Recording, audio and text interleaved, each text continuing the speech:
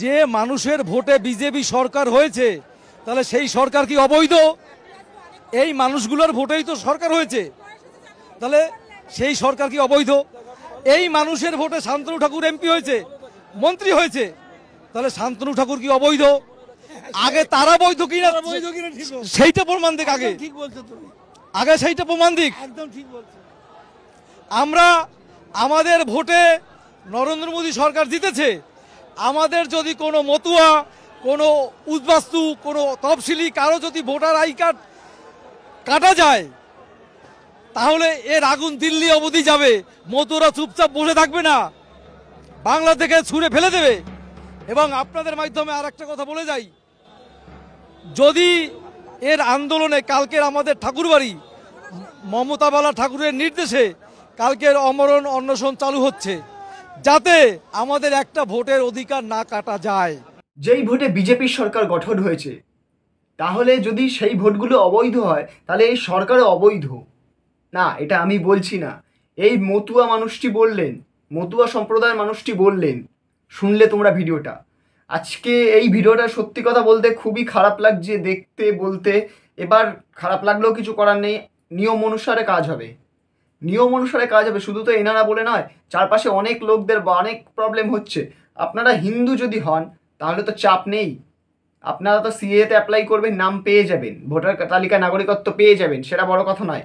আমি আপনাদের কথায় আসি, আপনারা যে কথাটা বলছেন, আপনি যে কথাটা বলছেন দিল্লিতে নাকি যাবেন নাকি বললেন, তো আমার একটা কথা, হ্যাঁ আমার একটা কথা হচ্ছে যে এটাই, যে যদি অবৈধ আপনাদের ভোটারগুলো অবৈধ মানে বিজেপি সরকার অবৈধ হয়, তাহলে আপনাদের ভোট তো রাজ্যতেও পড়েছে, যেই রাজ্যেই থাকেন আপনারা, যেই রাজ্যেই থাকেন, আমি কোনো রাজ্যের নাম নিতে চাইছি না, তাহলে সেই রাজ্যও তো অবৈধ। একজন বিজেপিকে বলে কী লাভ? কোনো পার্টিকে তো বলে লাভ নেই, তাই না? হ্যাঁ উনি হয়তো কোনো নাম নিচ্ছেন না, কিন্তু মমতা নাকি নাম বললো, বোঝাই তো গেল আমাদের রাজ্যের নাম বললেন, তাহলে তো ইন্ডিকেট করছেন না একজনকে ইন্ডিকেট করে লাভ নেই। সত্যি কথা বলতে, আপনারা যদি সাচ্চা হিন্দু হয়ে থাকেন তো আপনাদের তো সিএতে অ্যাপ্লাই হয়েই যাবে না, চাপ কিসের, টেনশন কিসের? কিছু একটুখানি প্রবলেম তো ভুগতেই হবে। আমাদের উন্নতির জন্য, আমাদের কাজের জন্য এসআইআরটা তো কোনো খারাপ জিনিস নয়, এটা আমাদেরই কাজের একটা জিনিস। সত্যি তো রোহিঙ্গায় দিনে দিনে ভরে গেছে চারপাশে, দেখতেই তো পারছেন, বাংলাদেশের রোহিঙ্গারা এখান থেকে ওখান দিয়ে পালাচ্ছে। তো সেখানে দাঁড়িয়ে এসআইআরটা খুবই ভালো কাজ, খুবই ভালো জিনিস হচ্ছে, খুবই ভালো পদক্ষেপ। তো একটু সুবিধা নিতে গেলে তো একটু কষ্ট ভোগ করতেই হয়। হ্যাঁ কষ্ট যদি বলেন তো কষ্ট, সত্যি কষ্ট, আপনাদের নাম গেছে, এখন ডকুমেন্টস নিয়ে নানা রকম দৌড়াদৌড়ি হয়তো করতে হচ্ছে, আমার সেটা জানা নেই করতে হচ্ছে কি হচ্ছে না, কিন্তু কিছু ভালো পেতে হলে তো কিছু খোয়াতে হয়, একটু তো হবেই, লাফাঝাপি তো সবার হচ্ছে, এটা সবার হচ্ছে। কারণ নাম নেই তাদের হচ্ছে একরকম, কারণ নাম আছে তো তাদের বাড়িতে একজন না একজনকে রেখে দিতেই হচ্ছে। হ্যাঁ যাকে ফর্ম ফিল আপটা করতে হবে সে না থাকলেও চলবে, যেমন বলা হয়েছে, কিন্তু বাড়িতে কাউকে তো রাখতে হচ্ছে, মানে বাড়ি ফাঁকা রেখে কিন্তু আপনি যেতে পারবেন না, আমরা যেতে পারবো না, কখন আসবে বলা তো যায় না, ফেরত গেলে কি আবার আপনার জন্য আসবে, তো বাড়িতে একজনকে সবসময় রেখে যেতে হচ্ছে, এটা একটা কারণ আছে। তো কারোর প্রবলেম ছোট, কারোর প্রবলেম বড়, এটা বড় কথা নয়। বড় কথা হচ্ছে কথাটা যেটা বললেন আপনি, যে সরকার নাকি অবৈধ, যদি আপনাদের ভোটে যে সরকার গঠন হয়েছে সেই ভোটার কার্ড যদি সেই ভোটাধিকার যদি ফেক হয় তাহলে সরকারও অবৈধ, মানে অবৈধ যদি ভোটার হয় তাহলে সরকারও অবৈধ।